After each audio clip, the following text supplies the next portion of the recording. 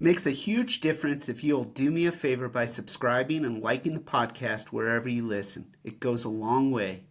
Thanks, and I hope you enjoy. Hrund Gunnsteindottir is an Icelandic thought leader, author, and an award-winning serial entrepreneur, advisor, and public speaker. She is the author of the book Insight, Icelandic Wisdom for Turbulent Times, and co-director and scriptwriter of the documentary film from 2016, Insight, The Power of Intuition. She brings a unique perspective to how we lead, live, innovate, and make better choices in times of uncertainty, transition, and noise, which, boy, are we going through that now. A firm believer that the change we now need in the world starts from within us. Hrund has had leading roles in the areas of development and post-conflict reconstruction with the UN in Europe and Asia.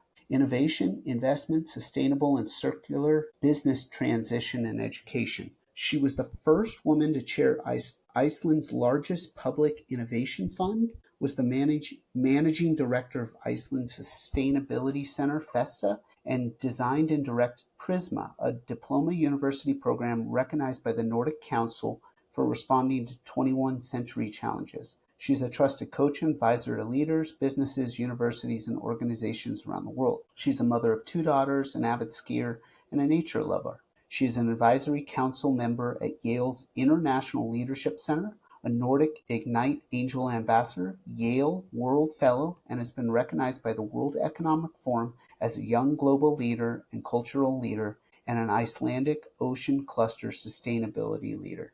We talk about in this conversation the power of intuition to improve our well-being and all areas of our lives. She talks about how really it's tapping into our intuition is like connecting the dots, which helps us navigate our journey and create greater possibilities. It's our key to thriving and leading in a turbulent world. Welcome to the Wisdom of Life. Thank you so much, Chad. So I was saying before we jumped on that I watched your documentary. It's from 2016, right? And Insight last night, and I was blown away. I didn't know exactly what to expect. And one of the pieces that struck me that I wanted to start with and ask you about was the artist who had the stage in MoMA in New York, and she would sit there in the chair and people would come up and they would sit across from her and look at her, and she would just reflect back what they were feeling, and there was no talking. And I just want to ask you about like spending time with her and interviewing her and like what and how you even, found this person and like what that was like. Yeah, it's a great question and the start of our conversation. So Marina Abramovic is her name. She's probably the best known performance artist in the world. And when she set up her exhibition in the Museum of Modern Art in New York, I think that was in 2012 or something. And as you say, it was an exhibition that I think lasted for 3 months. And it was people queued outside like for hours and hours to enter. And the way that she shared it with us. So first of all, interviewing her was an incredible experience. We went to her house in upstate New York. It's a star-shaped house. The roof is kind of star-shaped. She also has her gallery there with all her artwork, and really recommend for the listeners to look her up. I had known her for some time. Friends of mine had pointed her out to me as well. So there was something in the air that made me think, okay, we need to interview her. And then the same thing happened with Christine, who is the co-director of the film. She also had closer connection with Marina. And so we were able to meet her and interview her. And there's so many interesting things about this exhibition. So she's sitting across on a chair, she's sitting across strangers. And like she explains in the film, she is communicating with strangers through the eyes. And her performance with his artwork is to say, we actually communicate beyond the written word. What does that look like? How does it feel like? And so she would, when people sat in front of her, she would keep her eyes closed. And then the minute somebody sat in front of her, she would open her eyes and look that person in the eye. And she does a lot of meditation, Marina. She's raised up by parents who were in the Yugoslavian army. So there's army discipline at home. she goes into art, and her artwork is very much reflected. Her discipline is very much reflected in her artwork. And she's done a lot of work when it comes to spiritualism, working with shamans and indigenous elders to train her mind to really communicate with people. So when you see this in the film, in our documentary film, Insaye, then you see the impact it has on people. She will communicate with them and they smile to each other because there's that vibe that gives them the feeling that something is beautiful, something is good, something is warm. And then there's also the moments where the person and she are crying because there is pain that they are conveying between themselves. And following up on this exhibition, a group of scientists from the US and Russia wanted to research Marina Abramowitz's brain, and they put her on stage and put EEG brain scans on her head and also on the person sitting opposite her. And so different people would sit opposite her there in the laboratory, so to speak, and they could record and display the brain waves and the brains connecting in thin air above them on the stage. So when she's doing this is like 13 years ago or something, over 10 years, around 15 years ago. And only in this 1.5 decade or so, there is so much more that we've learned about how we co-regulate as a species. When I walk into a room, and I want the audience to also think about this with us. So imagine you're walking into a room. Let's say that I am somebody who is deeply nervous. I'm very anxious, and I've been like this for a long time. And maybe I don't remember how to be different than anxious. And I walk into a room and it has become the pattern of how I show up. And I walk into the room and that's what I co-regulate with others. So this is how much we know from neuroscience today compared to 15 years ago, at least in the mainstream conversation and mainstream research. And as I say, I love the fact that you bring this up because Marina's work is something that had ripple effects around the world. So people would set up these moments where strangers would sit in front of each other and look them in the eye to connect and communicate. So it's like saying, I see you, chat. No words needed. I see you. I'm going to tune into and tap into your sense of place, your presence. I want to see who you are beyond the words that we use constantly and all the time, beyond the noise that is often blocking our senses and sense of self and sense of place and sense of connection. And that's really what my work is also largely about, amidst all this noise and speed and polarization, which is happening at a scary pace. Lack of empathy, our inability to access that innate understanding of how everything is interconnected, including me and you, and our connection to the natural world.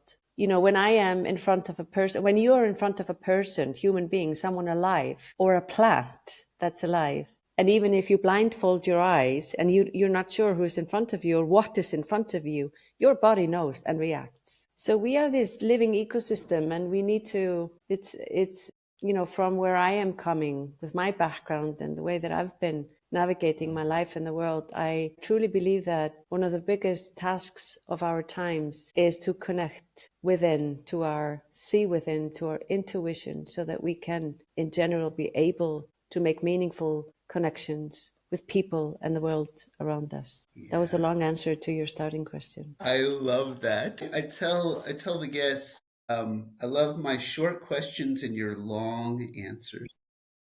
Goodness. What effect, if you can think back and remember back, like what effect did that have on you or have for you when you saw Marina doing that, and like what did you notice in your body and mind? So from where I was coming, I was more celebrating and resonating with what she was doing. So I would definitely say that for a long time before the interview, I'd been thinking a lot about how we are all interconnected. And part of my background is also in the arts and writing and poetry and stuff like that. And I think visually, I think in images. I am somebody who can sometimes sense how people are feeling, stuff like that. So for me, it was a very important recognition to start a broader conversation around how we interact and communicate beyond the written word. we live in a very materialistic world. Not all of us are very materialistic, but there is this kind of culture that we belong to that is very materialistic, if I may say so, which is about, if you can't measure it, it doesn't exist. If you can't explain it in a minute, it's nothing. You don't understand it. But my logic is about, actually, when you are sensing and sense making, like making sense out of what you're sensing, when you are activating your intuition and listening to it, sometimes it may take a few moments, a few hours, a few days, a few months to actually elaborate in words what it is that your intuition is hinting you with. So I am all for finding the balance between that. And I think that shrinking our experiences and sense of purpose and meaning into something you can say in an elevator for, 1 or 3 minutes, and quantifying everything, I think it's very important in many ways and in certain circumstances, for sure. But I do think it's time now for us to weigh that up against and find more balance with how we actually navigate as a species. Yeah, one of my mentors used to say something paraphrasing like, things that you can't count, and not everything that you can count counts. Because yeah, like in the, especially the Western world, like we get obsessed with like, all right, you got to measure this and manage this and this logical approach. Also, the other thing that came to mind we were talking was, I don't know if you've ever done this exercise. There's this um, 36 Questions to Fall in Love. No, heaven. It's by two psychologists, husband, wife. And it's not to like fall in romantic love. That's the way it got like popularized, but it's to build understanding and connection and empathy. And there is a part in there where you just, with the person, sit across from them and look into each other's eyes for a couple minutes and don't say anything. And it's incredibly powerful. I've done it with multiple people, maybe like 5 to 10 people, and just that alone, because of what you're talking about, we often look somebody in the eyes and then like rush away. Okay, got to go do something. And just doing that is like, whoa. Yeah, it's a different way of communicating, being with somebody in the same space, right? Yes, yes. It makes me think of this idea that we're in this like hurried state a lot of times of communication, and I'm curious what your thoughts are. It feels like we are losing the connection though. Yeah. So it's like a lot of frequency of surface level communication, but a lost connection. Exactly. I think that's something that we are beginning to recognize more on a collective scale, on a grand scale. Not like, well, maybe it's long ago, but to me, it's not so long ago. When I started diving into the research, for example, of social media, in 2010, 11, 12, for our film, because intuition is something that's developed over time. So how we immerse ourselves in the world and into our lives will inform our senses and intuition. And the less we are connected with our intuition, the more we are kind of steered by an unconscious impulses and ideas that we're not even aware of. So connecting with your intuition is all about connecting with who you are and being more in control of how you fill your senses. What do you fill your senses with? So one of the things I did a lot of research on was, do computer games, violent computer games, negatively affect kids and young people? And I remember, just by raising the question, and whether it was in Iceland, Europe, North America, abroad, with people from lots of places in the world, there was some people would say, of course it doesn't matter. We can watch stuff and it doesn't affect us deeply. And then I would look into the research, and there seemed like I had a feeling there was a hesitation to do research on this, because there was so little research that I could find from where I was looking. So even if I did academic research and everything, but now, since then, 13 years or 12 years or 14 years have passed, and we now have the work by Jonathan Haidt on the anxious generation, and in the UK with smartphone-free childhood and stuff like that. And now we do have the basis and the research and the baseline and the comparison. And now we do know that being constantly online has nothing to do with our innate need to co-regulate physically with other human beings. So we're not just social animals. Neurologically, we need to be able to co-regulate our neurons in our systems with other living beings. If we can't do that, we talk about people dying of loneliness and depression, and it's that social aspect, but it's also the physical existential aspect of who we are. We need community. And interestingly, since my book on insight came out in all continents in the world in the last 1.5 years or so, I've had many random conversation and not so random conversation with therapists and psychologists and coaches and lots of different people who I've always asked the same question. People who come to you, your clients, what is it in essence that they need? And the answer is always the same. You know, it may not be apparent in the first session, but we always figure out that what people need is connection with their intuition and community. And so is that connection with oneself and connection with others? Like when you Yeah, say community yeah, exactly. And connection with others. and that realization that we need that. And the realization that we need that. And there is also something that, you know, I'd be curious to hear your thoughts on this, because I've been exploring intuition for over 20 years. And in the beginning, I did it because I had to, for the sake of my life and the way I lived my life, I had to connect within. But then I started to intellectually research intuition and build up the courage to talk about intuition, because I'm a privileged person in the sense that I've had good education. I've been able to gain education. I've gone to, you know, respected universities, whatever. I've worked at places that I've dreamt about working in, who we would maybe define as being very professional and rigorous when it comes to processes and research and stuff like that. And in those places in the beginning of the century, I would say for the first 15 or more years, talking about intuition was not very mainstream. It was not very well recognized or received. It was more like, ooh, is this new age or woo woo, or, you know, I don't know. What do you think about that? Oh, totally. I think you'd have to be like, we got to go off campus to a Yeah. coffee Yeah. shop. Like, because if word gets around, there goes your credibility. Yes, exactly. Yeah, it surprised me in the documentary to see Bill George Yeah.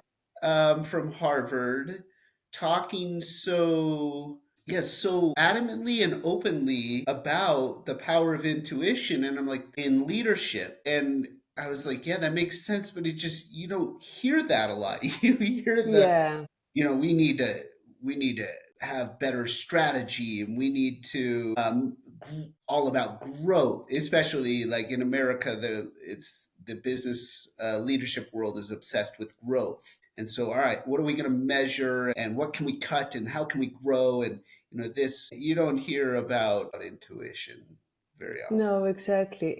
And thank you for bringing him up. So I was in his class when I listened to him talk about, I can't remember the word he used. This was in 2012. And this was a executive leadership class at Harvard University. And he talked about something, and it made me raise my hand and ask him a question about intuition. And I remember he looked at me for a few seconds, and he needed to find the right way into the conversation, because he didn't want to confuse intuition with religion, because religion is something that's politically charged, while spiritualism is more culturally charged. Do you know what I mean? So it's more like our mindset towards spiritualism. Do we want to be a person who speaks about spiritualism or not? But religion has become very institutionalized and politically charged. And so we had a conversation afterwards, and he happily accepted to be in our documentary film. But rightly, he wanted to understand where we were coming from and where I was coming from when I was talking about intuition. So, and the way that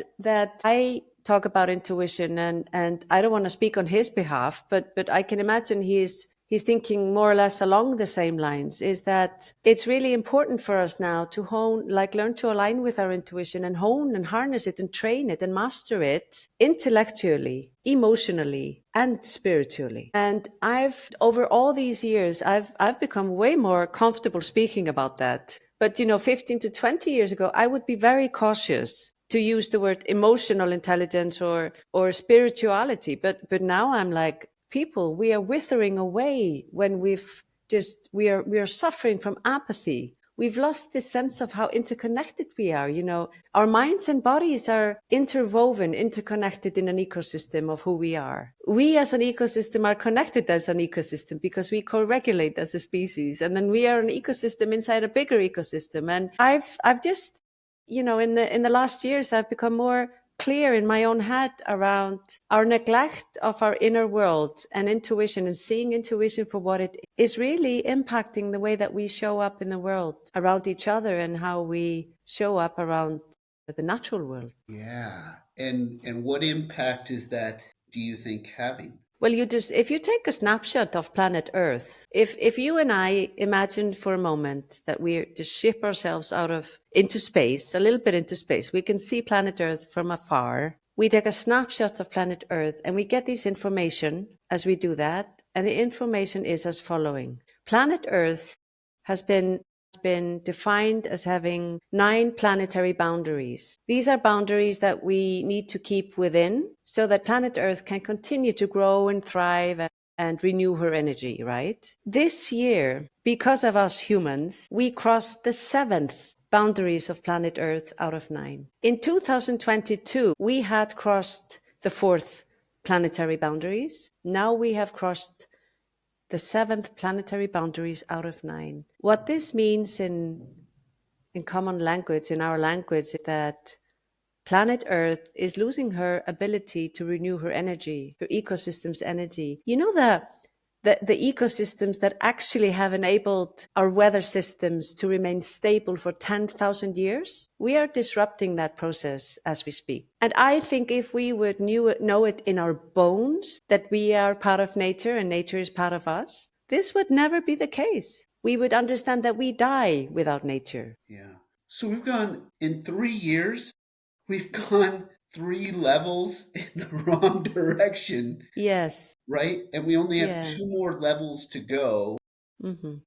without catastrophic disruption. Yeah, and if there's a way to say this catastrophic cur, I know it doesn't exist, Yeah. but we are already in a very, very trivial place when it comes to weather systems and disruptive impact that, forest fires and floods and mudslides and storms, intensive winds are having on our habits around the world. And, I have to say also, Chad, I think that one of the things that I don't think we talk about often enough, we have, elected representatives. We have politicians who will maybe say that climate change doesn't exist. And a lot of people say that today because they just don't think that we can do anything about it. It's not because they don't believe that it exists. And I think it's important just to say it, name it, and think for ourselves, what do we want to do with that information? Do we believe in the spirit of human beings? Do we believe that smile makes a difference, that generosity makes a difference? Do we remember having felt that way? Do we want to reclaim that feeling and own it and share it with others? Yeah, I love the questions you pose, and in your TED talk, you talk about imagining a better future. You Yeah. said if we can't imagine a better future, how can we build it? How can we create it? I love that framing. Yeah, thank you. And it's real. It's not just, it's real. So if you close your eyes and you're able to imagine yourself in a situation, let's say you being you 10 or 15 or 20 years ago, and you really go into that mode and you really remember stuff and you giggle and you laugh and you remember your friendships you had and stuff like that, and you do this every day, it is likely to improve your health, biologically make you younger. So the things we imagine are real to our, cells in our body and our systems. And if we imagine beautiful futures and we look for things that could help us reach beautiful futures, we are way more likely to go there. It's not out of reach if it isn't out of mind. Yeah, yeah. Well, and do you think, or have you found that people are doing the opposite, but not realizing it? Yeah. We are. right? Like Yeah. we are imagining this horrible, dangerous, disconnected future, and we're not thinking anything of it because it's like it's kind of the, as Gabor Mate says, the myth of normal. Like Mm-hmm. we're drinking that polluted water, and we're like, well, it's everybody's just drinking that polluted water versus stepping away and going, there's other possibilities to go down here. Mm.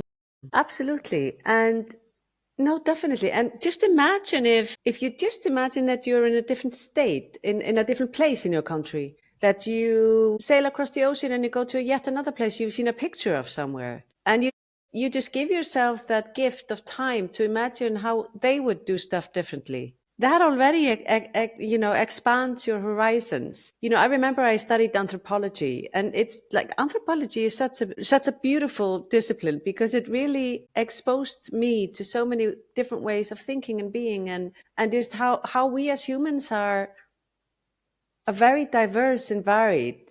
And each and every person has a say. It matters how you show up and how you interact with others and what you do with your life. It really matters. And I think we've forgotten that. What do you think? I worry sometimes that we might be forgetting that. Yeah. Yeah, I Yeah. think, yeah, because I think, like you talk about, say, social media, and it's in the world like gotten so many people crowded in a sense, the pace of things speeding up. I think it's almost like normal, not in a healthy way, but a dysfunctional way to think like, well, I don't really matter here because it's kind of getting lost in the speed and the shuffle, or that won't make a difference. Like I used to work at this place, Springfield College in Western Mass, an hour and a half from Boston, from Harvard.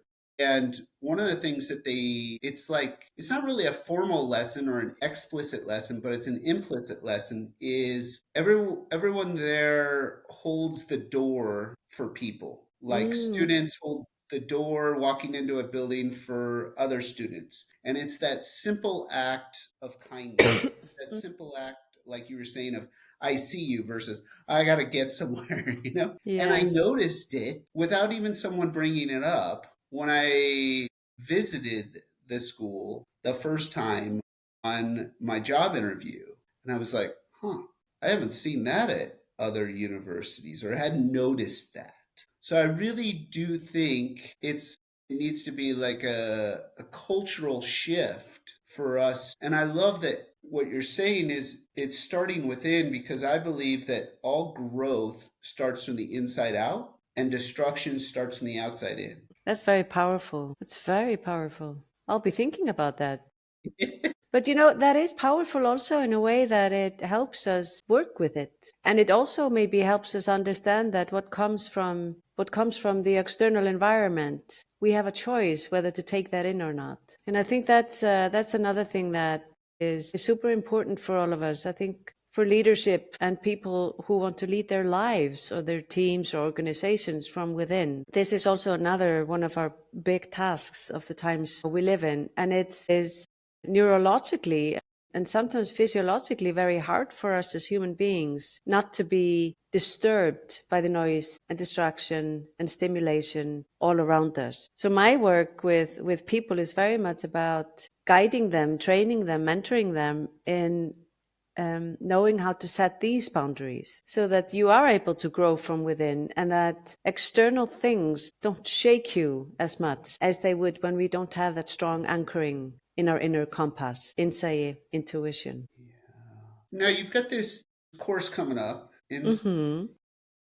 The and Insight Signature course, yeah. and will the course be you teaching people what you just talked about, like helping them develop that anchor, that inner compass, or strengthen it, grow it in different capacities, or what will that look like? Yeah, thank you for that question. So, my course, the Insight Signature course, is about training people aligning with intuition. So to know what it is, where it comes from, how it functions, what is its logic, how do I align with it, and then to hone it and master it in your life. So that means you learn how to distinguish and discern intuition from biases and fears and wishful thinking, And you learn to understand that intuition is not the same as assumption or a thought you all of a sudden get. You also learn to understand when can I trust it and when shouldn't I trust it?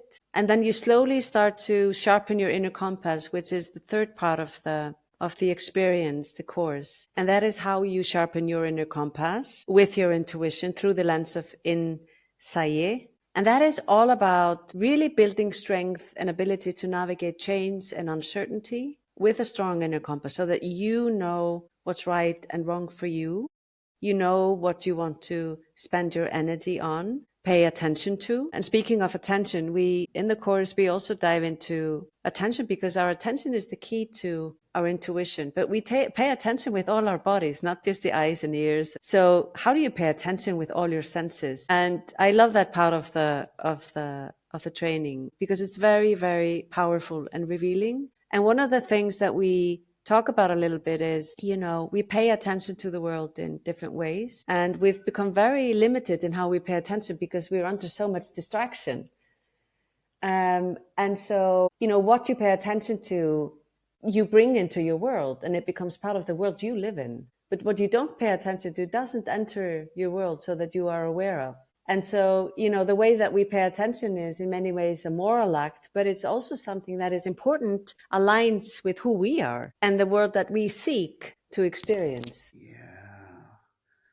And can we have more intentionality about our attention? Absolutely. Absolutely. And many of us are actually not the stewards of their attention. Without knowing or being aware, they've totally given up their attention to external forces. And like you say, something that lies external to us has an ability to destroy, but something that lies internal to us has an ability to grow. So if we give away our attention into the hands of external forces, one way of saying it would be like trillion-dollar market forces that are really focused on hijacking your attention, but it's more than that. It's also about how our attention can get very fragmented if we're tired, we haven't slept enough, and we are just not as mindful about how we use our attention to realize who we are and the way that we live in the world. And the way we want to live, right? The way we want to live in the world. Yeah, and then the cost of that, I think, is, and I'm curious your thoughts, I feel like one, I can't bring my best to my personal professional life. Two, when I'm fragmented, right? Like when I'm operating from that system. Two, I don't feel like the connection can be as deep. Mm-hmm. Right? Maybe there's connection, but it's like only first or second level versus like going a deeper down to like the ocean floor. Yes. It's similar to what we were talking about before, like the training of the artist you were talking about. Her name again? Marina Abramovic. Marina. Being powerfully present. It's not just, she just shows up like that. It's a training. It's a training. Absolutely. It really is a training. You train that muscle. And also when you've trained it, it's easier for you in the moment to jump right into it. And do we have a couple of minutes to share a story with you from my book? Yeah. So being present best prepares us for the unexpected.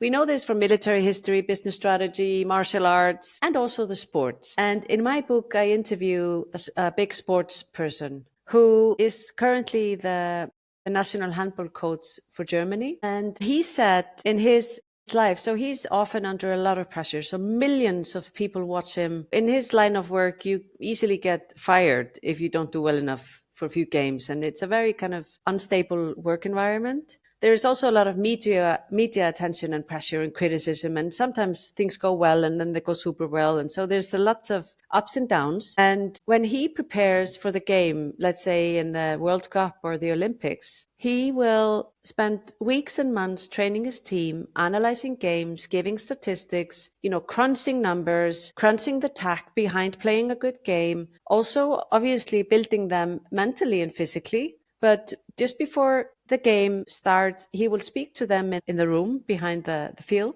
to prepare them. And then he will step off and just read a book. So he loves history. So maybe he has 20 to 30 minutes and he will just sit down and read about history. I don't know, Second World War or Neolithic or whatever. And the way he describes this, I think, is interesting for all of us. He says, this enables me to allow the pressure to go through me.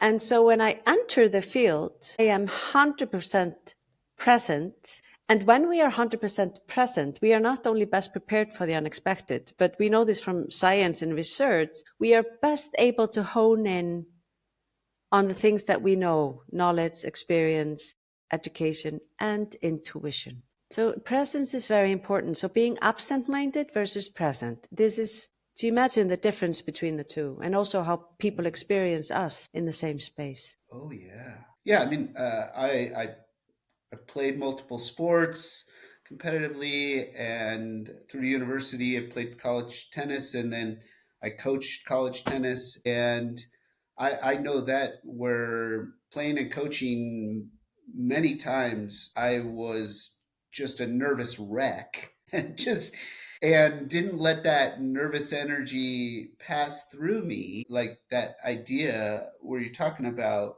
and just being present, coaching as well as playing.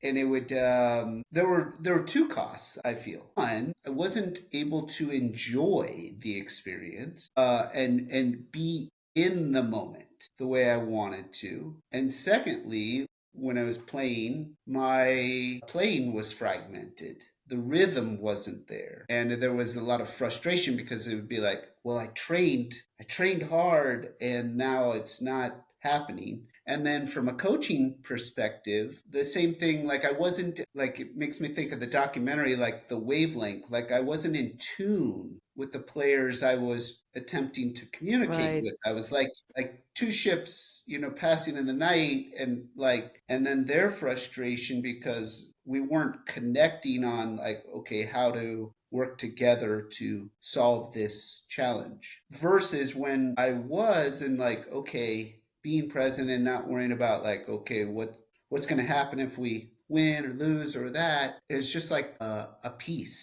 Yes. Very But powerful. it's very powerful and it's peace. And I just want to build on that a little bit because I think that's also important for everyone listening. Whatever you're doing in the world, whatever you consider your role to be, or work, life, whatever it is, I think to have the self-confidence to be present, to trust that you have what it takes for the moment is so important. And I think every day now for many of us, it's a good reminder to think about that. And what I emphasize often with people is, because I'm a coach as well, so I work with leaders and people who I work with as a coach.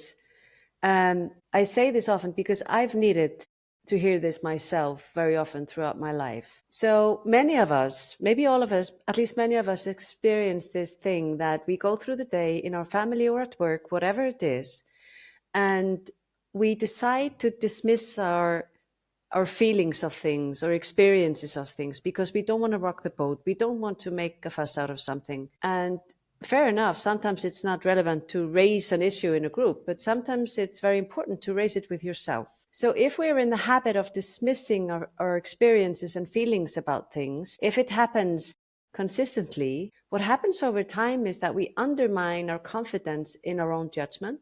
And when we do that, we start to block our intuition. And we stop being able to read the signs that intuition is trying to tell us about us and how we want to show up and live our lives. So I think that it's such a subtle thing. It took me a long time to put this into words even. But I think it's a very, very important thing to bear in mind for all of us. I completely agree. And I've seen it.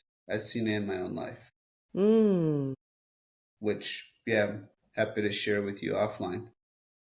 yeah, Yeah. yeah. And we're running up on time, but yeah, definitely. It's almost like you don't realize you're dismissing that message yourself until it's like the snowball gets so big. Mm, And then it's a pattern of being like not listening, not paying attention, paying mm-hmm, attention outward, but not inward. mm. So there needs to be that shift. It needs to be that shift. And so I like to talk about shifting the center of gravity and how we navigate and show up in the world. And that's something I went through, and I think a lot of people have went through or will go through. And then the key is to try to stay aligned with that. We can only be ourselves. We can't be other people or other people's opinions, or we have to be aligned with ourselves, because if we get disconnected or fragmented, it's very hard for us to use our intelligence as we could. It's very hard for us to be physically and mentally healthy. It's very hard for us to be generous in spirit and nice to be around when we feel fragmented and disconnected. And we just take worse decisions and actions. Yeah, we become less wise. Yeah. Less wise beings. I wish we had 10 more hours. Yes, it's been such a joy. Yes, it has. You're amazing to talk to. And so, in Likewise. closing, a final message, and where can people find more about your course, like signing up for your course and your work, your book, the documentary? Yeah. So I thank you. So my name is not the easiest one in the book, but just as a hint, I am the only one in the world with my name. And if you even Google Iceland and intuition, you will probably find me. But maybe you will share my website in your notes. Yes. So Hrund.Gunnsteindottir.com. I have a website with my full name. You find me on LinkedIn and Instagram and Facebook as well. My book is called In Sæi, Icelandic for Intuition. You can also just Google book Icelandic Intuition. And my upcoming course is called The Insight Signature Experience. If you Google that, you will also find it on my website. And we start on the 16th of October. It's a specially tailored, designed course for people who feel overwhelmed and are busy with work and life. It's like a combination of small steps with big impact. It's not about adding extra hours to your day or workload, because I understand why people need to strengthen their intuition. And so I really walk the talk in how I designed it. And the design is based on 20 plus years of experience of working with hundreds of people. So if you're somebody who is curious or really wants to sharpen your mental clarity, your inner compass, your sense of purpose, direction, and to master your intuition, to take better decisions and actions and experience more joy. That's what I always say, because that's how it feels to me and many others. Then I definitely recommend you take a look at the course. It expands over 9 weeks. But trust me, it's a very micro, you do it in micro doses, and I drop you stuff every week, and it's all very balanced and not too much, but you will go through a transformation while you do the course. I can promise that. Trust you. Yeah, thank you. Thank you. Thank you. Thank you as well, Chad. That was a lovely, lovely, lovely conversation. And as I said to you before we started, I really love your podcast and episodes, and they're so thoughtful and the tempo is so nice, which is just because you're a great listener and you have a wonderful presence and good questions. It's a privilege to be a guest on your podcast. Thank you. Thank you. That hits home. That's what I'm aiming for. That's my intention. That's good. Yeah, you're doing great, for sure. Thank you. Thank you. Thank you for listening to this episode. I hope you enjoyed it. Subscribe wherever you get your podcasts, and if you liked it, please share with a friend on social media. That goes a long way to promoting this podcast so I can continue to interview and share these conversations with fascinating people. You can follow me on social media, Chad Stoloff, and visit my website, chadstoloff.wordpress.com, for more information. I'd love it if you would leave a review to support the podcast. Thanks so much. Until next time.